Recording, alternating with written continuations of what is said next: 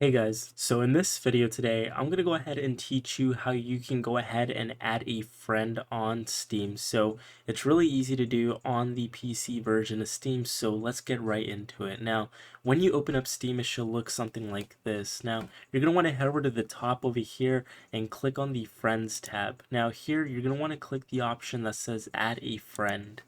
Doing that, so it's going to bring you to a page where you can actually add or enter a friend code. Now, if you don't have access to your friend's code, then you can go down to the bottom of the search bar here and type in their name. So for an example of today's video, we're going to go ahead and just type in a very random name. So we're going to do like fish stick, and then we're going to go ahead and search it.